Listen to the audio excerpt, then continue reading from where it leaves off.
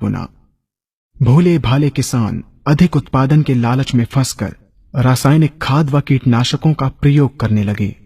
बैलों की जगह ट्रैक्टर से जुताई होने लगी। शुरुआत में कम रासायनिक खादों के प्रयोग से अधिक उत्पादन हुआ। धीरे धीरे रासायनिक खादों के प्रयोग के कारण भूमि की उर्वरा शक्ति क्षीण होने लगी, जिसकी वजह से उत्पादन घटने लगा तथा फसलें कमजोर होने लगी। फसलों के कमजोर होने के कारण उनमें रोग व कीट लगने लगे। रोग व कीटों से फसल की सुरक्षा के लिए और अधिक कीटनाशकों का प्रयोग होने लगा। एक तरफ ज्यादा उत्पादन के लिए अधिक रासायनिक खादों का प्रयोग होने लगा, वहीं दूसरी तरफ फसलों को रोग व कीटों से बचाने के लिए अधिक विषाक्त कीटनाशकों का प्रयोग बढ़ गया, जिसके कारण उत्पादन लागत बढ़ी और किसान को लाभ कम होने लगा, बल्कि छोटे किसान कर्ज में डूबने लगे। धीरे धीरे भूमि की उर्वरा शक्ति क्षीण होने से भूमि बंजर होने लगी। रासायनिक खाद व कीटनाशकों के कारण खाद्यान्न भी विषाक्त हो गए तथा जलवायु भी प्रदूषित हो गई, जिसके कारण मानव पशु पक्षियों के स्वास्थ्य पर प्रतिकूल प्रभाव पड़ा, जिसका परिणाम आपके सामने है।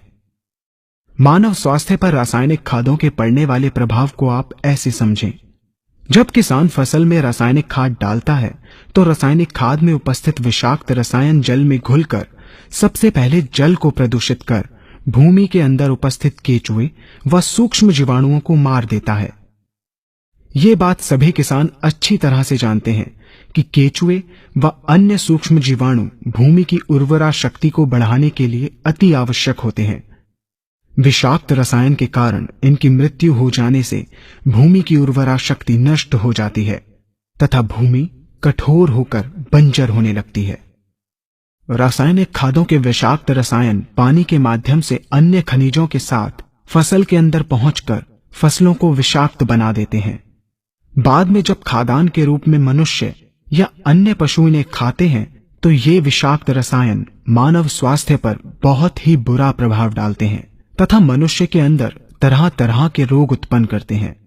जब हम जैविक खाद का प्रयोग भूमि पर करते हैं तो जैविक खाद पानी में मिलकर पानी को प्रदूषित नहीं करती।